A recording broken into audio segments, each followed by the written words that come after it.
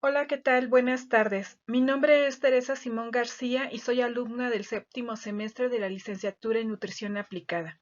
Procedo a realizar la actividad para esta asignación a cargo del docente. Empezaremos por mencionar la diferencia de la nutrigenética y la nutrigenómica.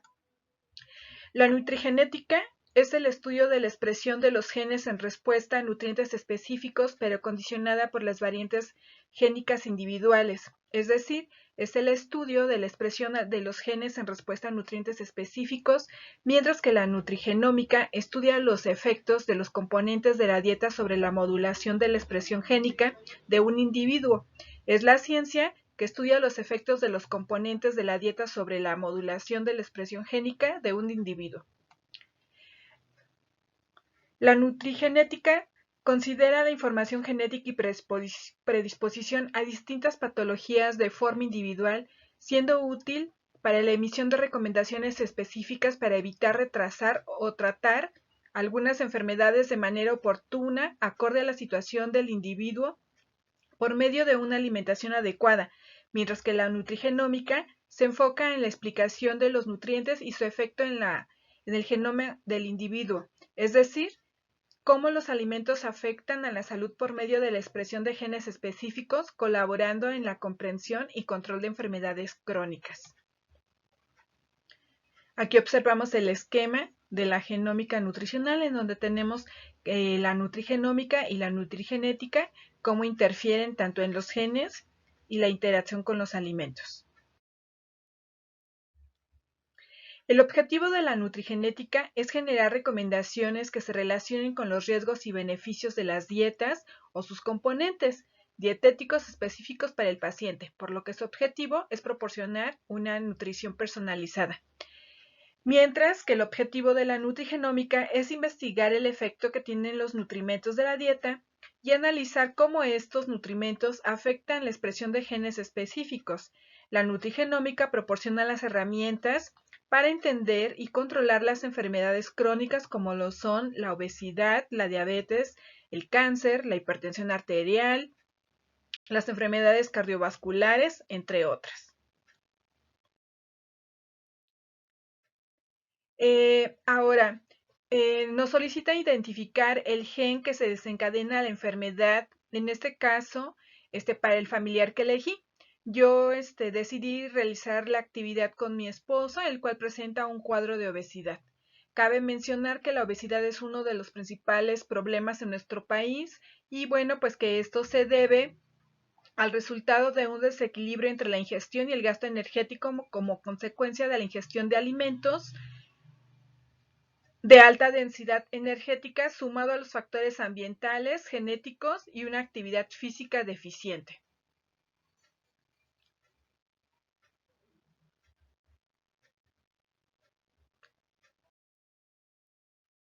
La obesidad, bueno, es una enfermedad sistémica, crónica y multifactorial en la que participan factores metabólicos, genéticos, psicosociales y culturales. Es caracterizada por un exceso de grasa corporal asociado a un incremento en el riesgo de desarrollar enfermedades crónico-degenerativas como son la diabetes, la hipertensión arterial, la enfermedad cardiovascular, entre otras.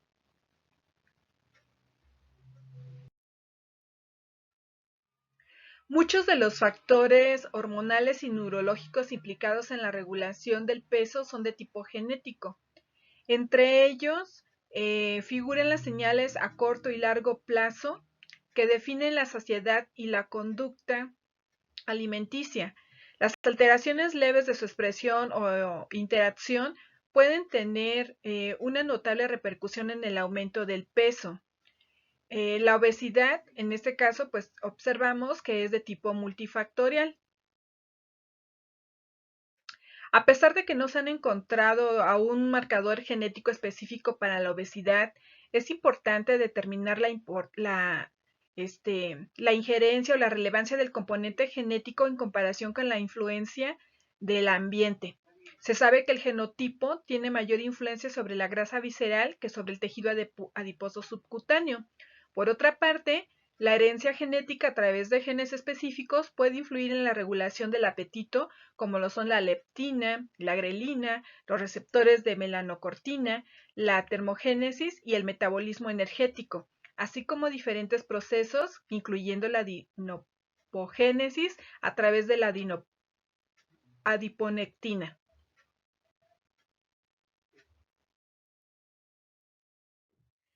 Bueno, la obesidad es un importante desafío clínico y de salud pública representado por el exceso de tejido adiposo, que es la acumulación resultante de un desequilibrio de la ingesta de energía y el gasto de la misma. La obesidad es altamente hereditaria y surge de la interacción de múltiples genes y factores ambientales. La obesidad se considera como un síndrome metabólico resultado de un desequilibrio de la ingesta de energía frente al gasto de energía, lo que lleva al almacenamiento de cantidades excesivas de triglicéridos en el tejido adiposo. El desarrollo de la obesidad empieza desde la infancia. Esta puede estar vinculada a los factores ambientales de alimentación materna y fetal, el crecimiento en el primer año de vida, la dieta y el nivel de actividad física adicionalmente. Existe la indiscutible y hoy esclarecida predisposición genética al desarrollo de la obesidad.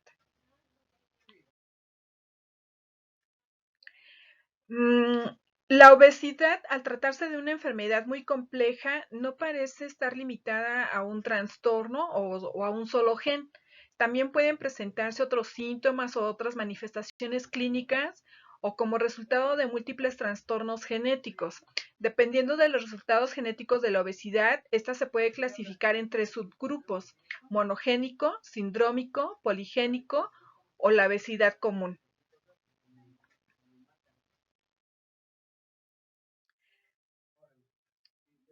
El número y el tamaño de las células adiposas y la distribución regional de la grasa corporal depende igualmente de los genes. Aunque intervienen numerosos genes, algunos han sido objeto de mayor atención.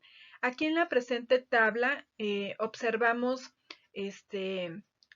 una lista de los genes que pueden intervenir para que se presente el cuadro de obesidad.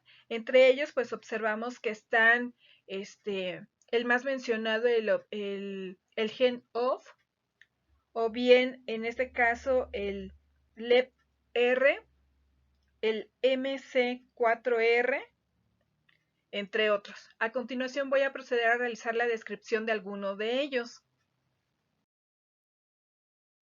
Bueno, se sabe que por herencia genética, a través de los genes específicos, se puede influir en la regulación del apetito. Entre ellos tenemos la leptina, la grelina, los receptores de melanocortina y de neuropéptido Y.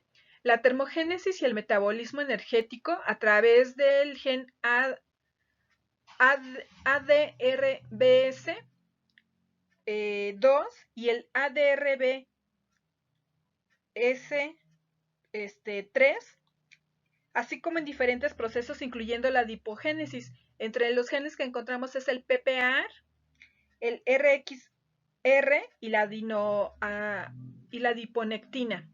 Hay variantes genéticas que parecen interactuar con la dieta de los pacientes.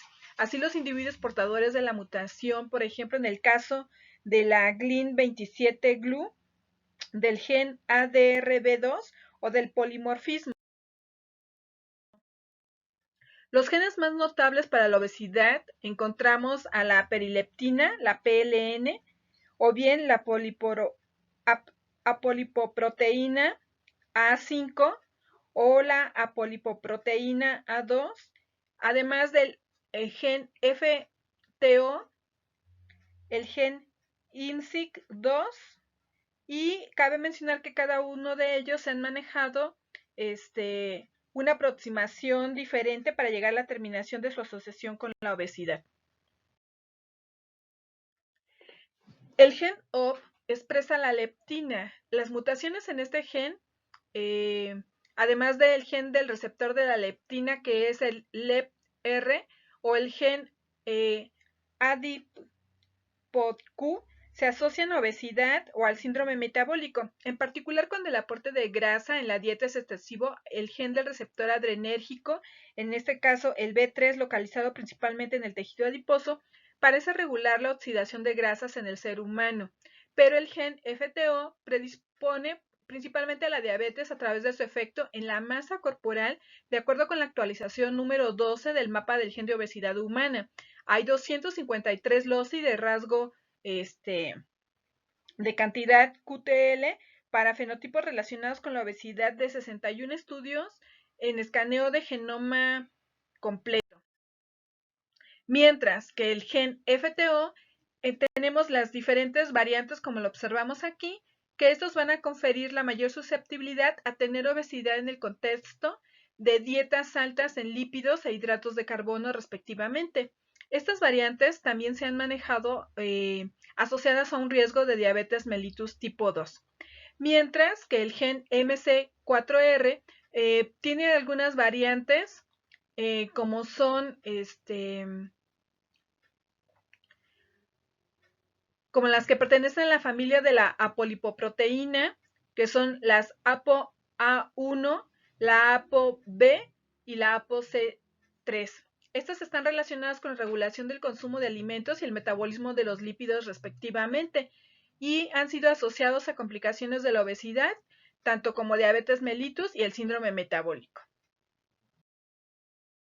También el gen de la perileptina, que actúa recubriendo las células grasas, inhibiéndolas del ataque de la lipasa sensible a hormonas LSH, enzima que metaboliza las grasas. Mientras que el gen de la leptina va a codificar a la leptina, y las mutaciones homocigotas en el que pueden generar una proteína truncada por niveles de no detectables en el suero, dando lugar a una obesidad severa de inicio temprano. Ahora bien, vamos a hablar sobre los alimentos o los nutrimentos que desencadenan el cuadro de la obesidad, en este caso, para el caso de mi esposo. Los alimentos que contienen carbohidratos, azúcares simples, que aportan que tienen un alto aporte energético y pocos nutrientes, además de alimentos ricos en grasas saturados como alimentos empanizados o fritos. Ejemplos de ellos, bueno, pues tenemos el refresco, tenemos los dulces, las papas fritas, tenemos las pizzas, que generalmente pues son alimentos rápidos y en donde se utilizan condimentos o ingredientes muy procesados. También tenemos, por ejemplo, en este caso, los postres, las harinas refinadas, el uso de cremas enteras. Todo ello puede llegar a favorecer el cuadro de obesidad. Sabemos que los ácidos grasos saturados, posiblemente con los ácidos grasos trans, inducen cambios en la fluidez de la membrana que pueden alterar la accesibilidad al receptor de insulina. La unión de la insulina al receptor y la acción insulínica, que son los índices de grasos poliinsaturados y saturados bajos, van a aumentar la gluconeogénesis hepática, lo que va a determinar una hiperinsulinemia compensadora. El predominio o exceso de ambos, de este tipo de ácidos grasos en la dieta, se relacionan básicamente con el apetito, con la obesidad, determinando un aumento de la enfermedad vascular, diabetes y en ocasiones ciertos cánceres. Las alteraciones que limitan la lipólisis y la oxidación de los ácidos grasos y los que estimulan la lipogénesis, ambos procesos están frecuentemente vinculados, sean en causa o se asocian a la obesidad. También existe una conexión entre la obesidad humana y los defectos genéticos que afectan a la ruta lipolítica. Cabe mencionar que la capacidad lipogénica depende de la actividad de factores de transcripción tales como el CH, REPS-P y el SRESP-1, que son regulados por nutrientes como la glucosa o el PUFA y hormonas como también la propia oxidación de los ácidos grasos depende de la disponibilidad de sustratos y de mecanismos coadyuvantes de su transporte hacia la mitocondria, en donde los dependientes de carnitina. Un déficit en vitamina A en la dieta promueve también la acumulación de grasa y la reducción de la expresión de los USP. Esto es básicamente en los pacientes que consumen pocas verduras y que por lo mismo no tienen acceso a una cantidad mínima recomendada de vitamina A. El proceso de adipogénesis también se ve influido por nutrientes, es decir, los ácidos grasos lo van a promover, un efecto que se ha relacionado con la capacidad de activar el PPAR beta, un factor de transcripción que se expresa en etapas iniciales de la adipogénesis y que activa la expresión del gen para el principal factor adipogénico, que es el PPAR Y.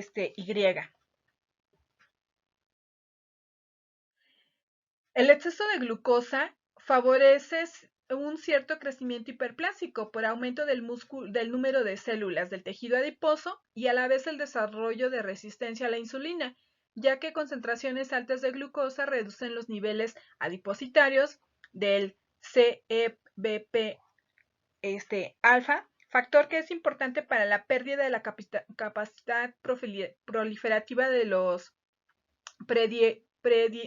preadipocitos y para la expresión de genes que confieren sensibilidad a la insulina. La leptina, producto del gen BLEP, es una hormona producida en su mayoría, aunque no de forma exclusiva, en el tejido adiposo, que juega un papel central en la regulación del balance energético, inhibiendo la ingesta e incrementando el gasto energético. Generalmente en los individuos obesos secretan más insulina en respuesta a una determinada dosis de glucosa que los no obesos, y los niveles circulantes de insulina en un periodo de 24 horas son proporcionales al contenido de grasa corporal y a la ingesta reciente de carbohidratos y proteínas. Ahora bien, vamos a hablar acerca de los alimentos que pueden inhibir o prevenir el cuadro de obesidad. En este caso, tenemos que la semilla de la chía es rica en ácidos grasos omega 3 y tiene una actividad antiinflamatoria. Mientras que la avena contiene un alto aporte de fibra soluble, además de betaglucanos, y estos tienen efecto en la disminución de colesterol. También tenemos en este caso la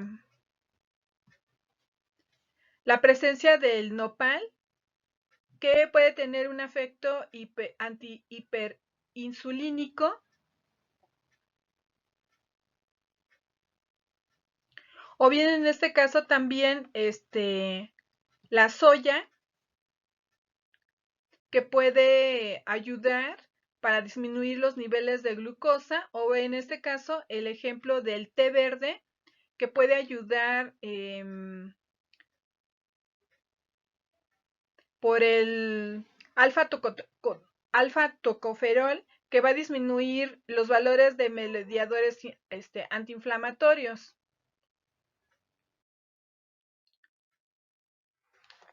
Alimentos como el aceite de pescado, el huevo, los cereales fortificados, las frutas de color naranja, toronja, van a, estos alimentos contienen o son ricos en vitamina A y a la vez van a activar la expresión de las proteínas de colorantes y favorecer la movilización de las grasas. Cabe mencionar que, bueno, todos los alimentos ricos en vitamina A van a disminuir la adiposidad, ya que las adipocitoquinas se relacionan con la resistencia a la insulina, ayudadas por la resistina. Por otro lado, tenemos también que en los pacientes con cuadros de obesidad sería conveniente que utilizaran sustitutos como la olestra, ya que estos contienen poliésteres de sacarosa que tienen las propiedades organolépticas de la grasa, pero no son digeribles.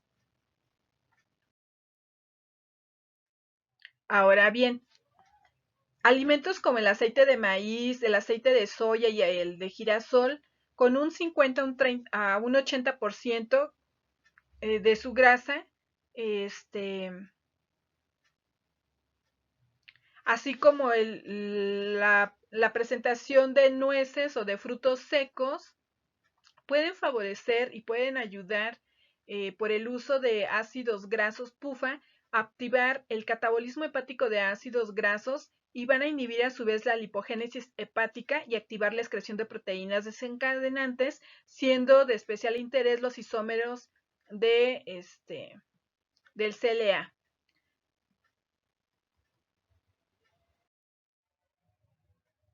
Alimentos como los aceites de semillas, especialmente el de soya, el de girasol o de maíz, los frutos secos, como son las nueces, los piñones, los cereales, contienen alimentos funcionales, como son el ácido linoleico conjugado o un tipo de ácido graso que tiene efectos benéficos sobre el peso, la composición corporal, además que favorece el aumento de la masa magra con una disminución de la masa grasa. En el caso del huevo, junto con todos los alimentos que van a favorecer la disminución de tejido adiposo. Alimentos como los guisantes, los frijoles, los granos enteros y las hortalizas. Todos estos alimentos tienen una relación en cuanto a la cantidad de glucosa y fructosa y del índice glucémico de los alimentos pueden favorecer que a sus factores, como son de alto impacto sobre el sistema insulínico y van a regular la función del peso corporal. Mientras que alimentos como la calabaza, el brócoli, las espinacas, la leche, las almendras, van a contener alimentos tanto como minerales que pueden tener un efecto antiobesidad o bien en el caso de algunos alimentos que pueden llegar a contener calcio, todos ellos van a favorecer a la disminución o activar la lipogénesis. Alimentos como el aceite de oliva, el aceite de canola, el aceite de girasol, así como la grasa de cerdo, el aguacate, son alimentos que contienen ácido linoleico. Y las dietas que son ricas en este tipo de ácido estimulan la oxidación hepática de los ácidos grasos.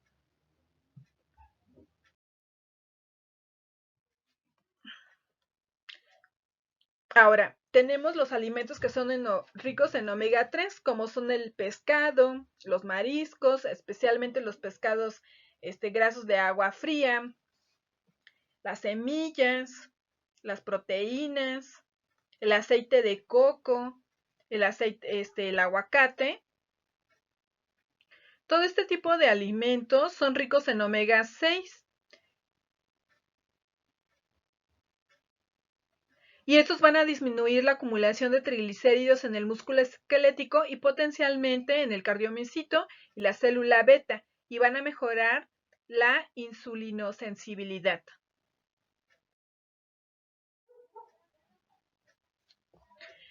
Es importante mencionar que alimentos, por ejemplo, los que son ricos en vitamina D, alimentos que son ricos en calcio, o bien que contienen magnesio,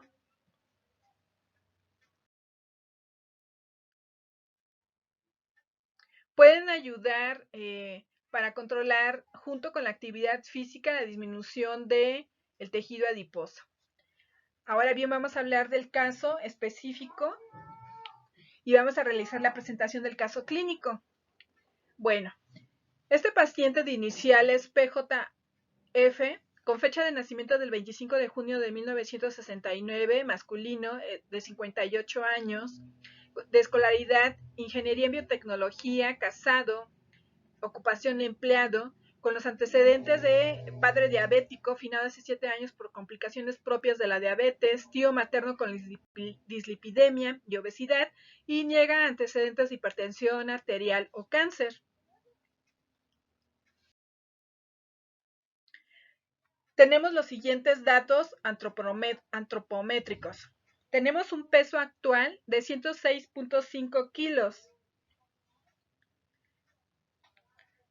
un peso habitual de 112.5 kilos, una talla de 1.68, un índice de masa corporal de 37.7, con cintura de 109 centímetros y una cadera de 129 centímetros.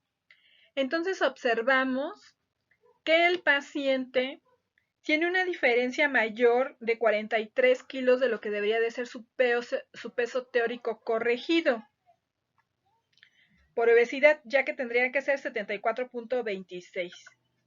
Este paciente ha tenido cambios en la alimentación por iniciativa propia, pero no bajo la supervisión de un especialista, en este caso de un nutriólogo. Este paciente, con su índice de masa corporal, presenta un cuadro de obesidad grado 2 y, de acuerdo al índice de cintura-cadera, tiene 0.90, lo que indica que presenta un riesgo moderado para el desarrollo de enfermedades crónico-degenerativas.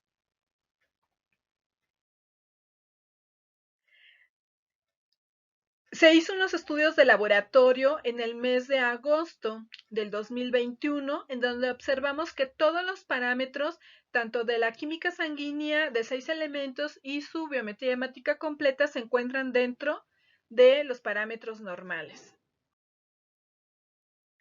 En relación en cuanto a los valores o parámetros clínicos, este paciente tiene una presión de 115/78, una frecuencia cardíaca de 73 latidos por minuto, con una temperatura de 36.3 grados centígrados. Se observa que presenta tejido adiposo a nivel de cintura y cadera. Refiere síntomas de gastritis desde hace 10 años y en ocasiones con sensación de náusea, pirosis de 3 a 4 veces por semana. Niega diarrea, úlcera, estreñimiento, tiene dentadura completa, niega antecedentes quirúrgicos y realiza actividad física de fuerza 3 veces a la semana de 20 a 30 minutos, ya que por horarios de trabajo, según él comenta, le queda poco tiempo. Actualmente él acude a consulta porque presenta dolor articular en rodillas y en tobillos. En relación a sus antecedentes dietéticos, de acuerdo al recordatorio de 24 horas, este paciente consume alimentos 5 veces al día.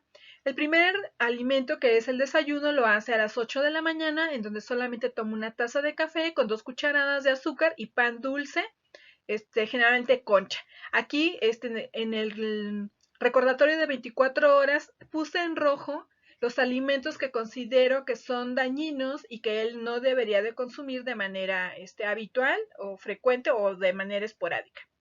Entonces, en el refrigerio a las 11 de la mañana, él consume una torta de tamal. Entonces, él consume un bolillo, un tamal y un atole.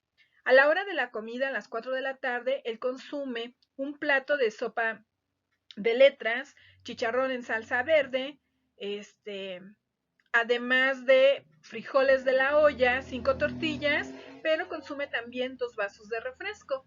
A la hora del segundo refrigerio, que es a las 7:30 de la noche, él generalmente se toma o consume una taza de fruta picada. A la hora de la cena, a las 9 de la noche, que es hasta cuando llega a su casa, a veces consume 2 quesadillas, 4 cucharadas de guacamole y una taza de café con 2 cucharadas de azúcar. Cabe mencionar que el paciente no tiene horarios fijos para consumir sus alimentos y realiza muy poca actividad física. Por lo tanto, observamos que, de acuerdo con los antecedentes heredofamiliares, por los horarios prolongados de ayuno y el consumo de carbohidratos simples y con un alto aporte energético y rico en grasas saturadas, esto puede favorecer a la resistencia, a presentar resistencia de insulina, diabetes 2, hipertrigliceridemia, enfermedades cardiovasculares, hipertensión arterial sistémica o hasta cáncer. Ahora bien, en relación al consumo frecuente de alimentos, el paciente refirió consumir de manera esporádica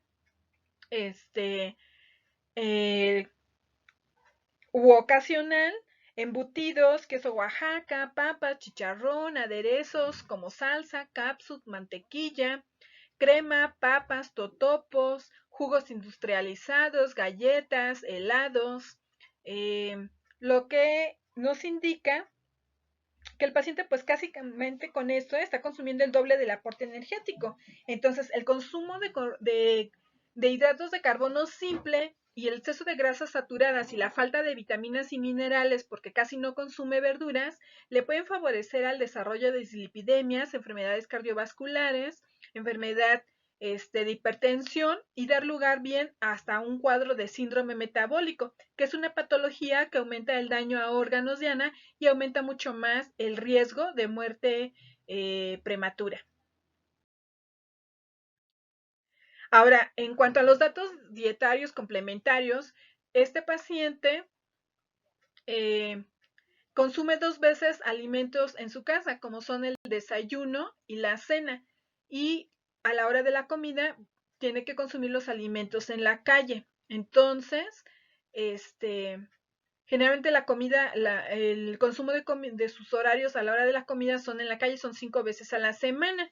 Este paciente refiere haber perdido aproximadamente 16.3 kilos desde ese año y medio, aproximadamente por iniciativa propia en cuanto a estar limitando el tipo de alimentos y la cantidad de ellos, pero no bajo la supervisión de un nutricional. Las modificaciones en la dieta habitual, bueno, es que ahora toma un poco más de agua, trata de consumir un poco más de verduras, pero no le gustan tanto, no toma suplementos, no tiene alergias o intolerancias alimentarias.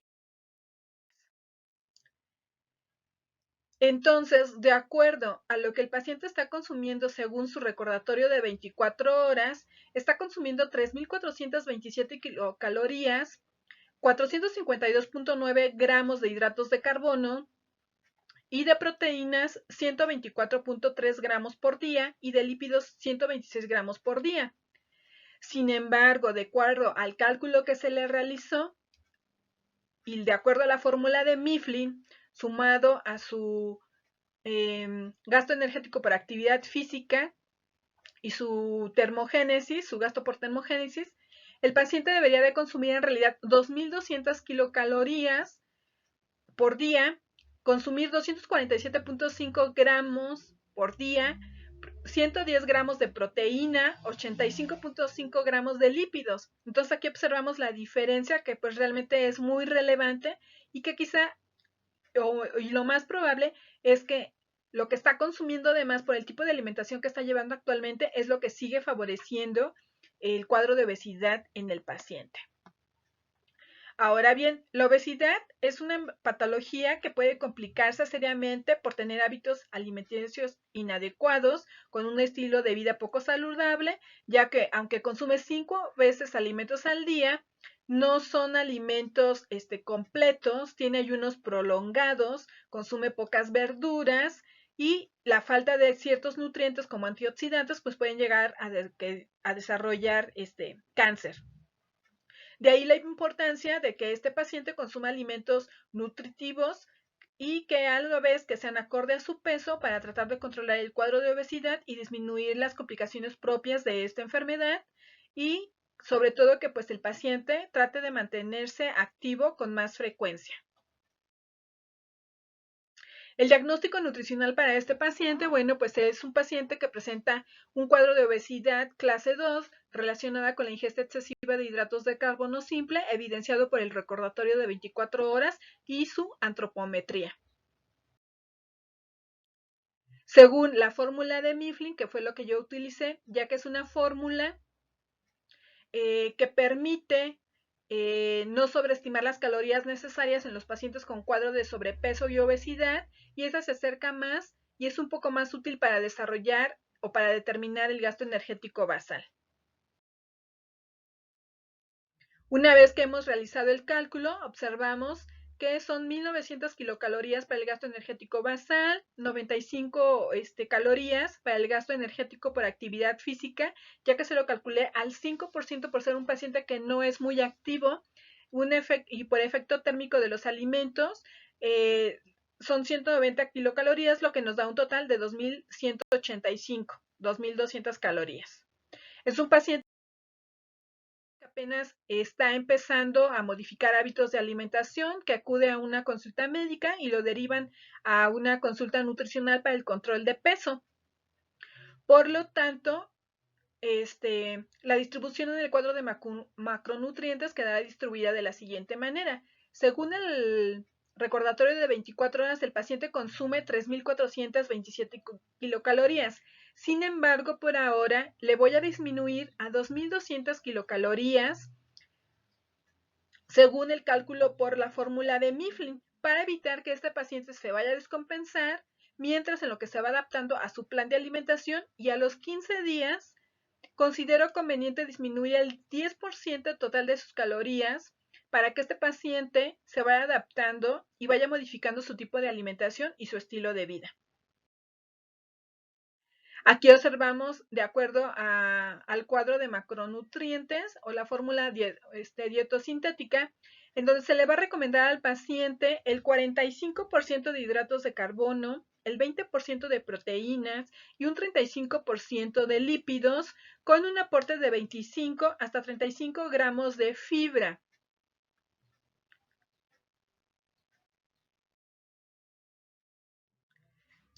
Entonces, de acuerdo al cuadro de dietosintético y la adecuación de alimentos, observamos que el paciente se le están recomendando y coinciden los gramos de proteína, de lípidos, de carbohidratos y las calorías. Están todas dentro del porcentaje de adecuación, excepto en el caso de proteínas, que estas rebasan el 4%, por lo que el paciente estaría consumiendo aproximadamente de 0.9 hasta 1 gramo de proteína por kilo de peso al día.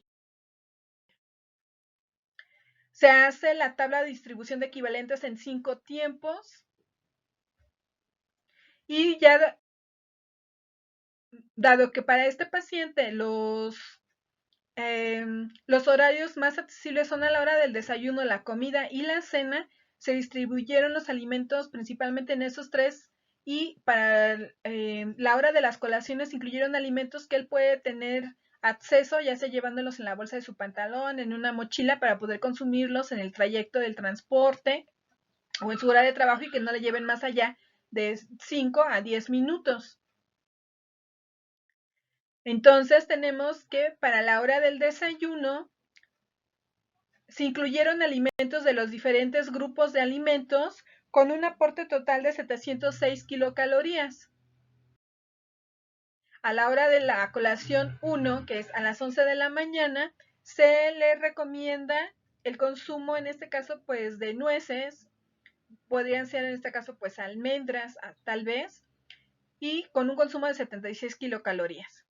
Ahora nuevamente, a la hora de la comida, se le recomiendan 739 kilocalorías, utilizando alimentos que son accesibles, que pueden ayudarle para controlar el cuadro de obesidad, como los que habíamos mencionado, entre los que encontramos las espinacas, el nopal, los frijoles, el hígado. Son alimentos que le proporcionan los nutrientes que él necesita y que a su vez contienen antioxidantes, como lo son en la fruta, en las verduras, que pueden ayudarle a controlar tanto a disminuir o a prevenir el cuadro de dislipidemias y seguir favoreciendo la disminución de peso.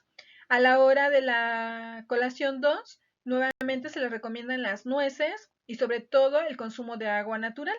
Cabe mencionar que, bueno, considero que sería conveniente que a la hora del agua natural podría ser esta combinada con prepararse con unas gotas de limón o agua de limón y chía, o bien agua de Jamaica, o té verde, siempre y cuando sea sin azúcar.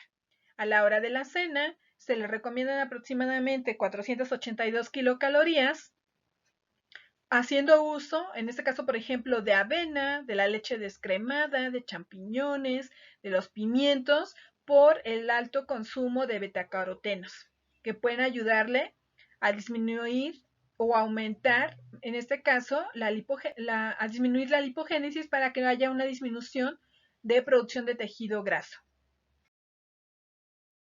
Aquí tenemos el ejemplo de menú. Aquí observamos Entonces, que el agua puede ser en este caso de limón con chía o bien hacer uso del té verde, ya que estos contienen actividad antiinflamatoria. Se incluyeron los nopales por tener una actividad antihiperglucemiante, actividad antioxidante, también son una fuente de fibra soluble e insoluble. Y en las mañanas o en las noches puede tomar té verde que contienen alfa-tocoferol, que va a disminuir los valores de mediadores antiinflamatorios. También se incluyó el consumo de pescado, la leche por su alto contenido en proteína. Y en la variante del gen FTO se encuentra asociada a la mayor pérdida de peso. Se incluyó la avena, las mandarinas que contienen antioxidantes, isoprenoides que se relacionan con la vitamina A, así como la actividad, activan la expresión de las proteínas desacoplantes y van a favorecer la movilización de las reservas grasas en modelos animales de la alimentación prolongada con dietas ricas en vitamina A. Estos a su vez van a disminuir la adiposidad, las adipocitoquinas que se relacionan con la resistencia a la insulina y a través de la resistina 1 también se incluyó el consumo de nueces y almendras que contienen ácidos grasos PUFA que activan el catabolismo hepático de ácidos grasos y estos a su vez inhiben la lipogénesis hepática y activan la expresión de proteínas desacoplantes, siendo de especial interés los isómeros CLA, así como las espinacas y acelgas que contienen minerales que pueden tener un efecto antiobesidad como el del calcio dietético. Las recomendaciones para este paciente, bueno, es que lo conveniente sería tener horarios fijos para consumir sus alimentos, consumir carbohidratos de preferencia de tipo complejo, realizar actividad física 30 minutos todos los días e ir incrementando hasta llegar a un lapso de 1 hora en un periodo no mayor a un mes. Es importante preferir los alimentos al vapor, a la plancha, asados, evitar los alimentos empanizados, fritos. Es importante que el paciente consuma de 2 litros a 2 litros y medio de agua al día, que evite el consumo de bebidas azucaradas, que no consuma más de 5 gramos de sal por día. Es importante también que incluya entre sus alimentos el pescado de 3 a 4 veces a la semana, que evite el consumo de azúcares simples, que evite de preferencia lo que son sus alimentos como los helados, los pasteles. Es importante también que su alimentación trate de ser un poquito más variada para que pueda seguir y aplicar el plan de alimentación de manera correcta. También considero conveniente que pues el paciente consuma, por ejemplo, cereales, legumbres, pescado para obtener zinc, para que pueda mejorar su sistema inmunológico. Es importante que el paciente consuma vegetales, frutas, yogur para disminuir el consumo de sodio, aumentar los alimentos ricos en potasio para disminuir el riesgo de padecer hipertensión arterial. Eh, También considero conveniente que a este paciente se le debe estar monitorizando ya sea cada 15 días para estar checando sus medidas antropométricas, la tolerancia a la glucosa cada semana y realizar un perfil lipídico cada 3 meses para ir valorando los cambios que está presentando su organismo con este plan de alimentación. También sería conveniente recomendar al paciente que lleve un registro del consumo de sus alimentos un día entre semana y un día en fin de semana para poder valorar y analizar si realmente está consumiendo la cantidad de raciones de acuerdo a su plan de alimentación y la tolerancia al mismo. Y su cita sería dentro de 15 días. Bueno, como conclusión puedo decir que la importancia de la alimentación saludable para prevenir enfermedades es muy relevante para la salud y bienestar de las personas, pero sobre todo para tener una mejor calidad de vida, al prolongar por muchos más años la vida de cada paciente en forma sana y vigorosa. La importancia de la alimentación para prevenir enfermedades es porque interfiere en la salud de la población, ya que al limitar la ingesta energética procedente de las grasas y la sustitución del consumo de grasas saturadas y ácidos grasos trans por grasas insaturadas, el consumo de frutas y verduras por su contenido de vitaminas, minerales, antioxidantes y fibra, con el consumo de legumbres, cereales integrales y frutos secos, al limitar la ingesta de azúcares simples, limitar la ingesta de sodio, el consumo de alimentos procesados e industrializados y consumir sal yodada puede lograr un equilibrio energético y mejorar el estado nutricional de la población. Sin embargo, una alimentación saludable no solo es la decisión de las personas, sino que requiere de educación, comunicación y empoderamiento de la población, además de la realización de actividad física, ya que esta se relaciona con una alimentación saludable y la salud, además del aporte y gasto energético. Los diferentes tipos de dietas que disminuyen el riesgo de contraer enfermedades son muy relevantes. Para prevenir enfermedades es necesario tener un equilibrio entre la ingesta y la necesidad alimentaria, ya que para mantener un estado nutricional normal y prevenir enfermedades degenerativas relacionadas con la alimentación, cada persona debe de consumir las calorías necesarias para compensar su gasto energético y satisfacer sus necesidades de nutrientes esenciales, limitando el consumo de alimentos poco saludables como grasas saturadas y trans, sal, azúcares simples y alcohol. Enfermedades como la obesidad, diabetes, cáncer, enfermedades cardiovasculares, hipertensión arterial, entre otras, pueden prevenirse o disminuir a través del consumo de un estilo de vida saludable y hábitos alimentarios saludables desde edades tempranas, como lo son en la infancia. Por ello, como futura licenciada en nutrición, considero conveniente seguir fomentando la orientación y la promoción de una alimentación sana, además de realizar actividad física frecuente, ya sea en las escuelas y los centros de salud, en donde se les enseñe los hábitos saludables y se limite sobre todo la disponibilidad de establecimientos que vendan productos con alto contenido de sal, grasa y azúcares, y sin embargo, sí se puedan ofrecer alimentos saludables. Esto, sin lugar a dudas, podrá favorecer a mediano y corto plazo cambios saludables positivos en la salud y calidad de vida cuando lleguen a la etapa adulta. Estas son mis referencias y bueno, esto sería todo por el momento. Le agradezco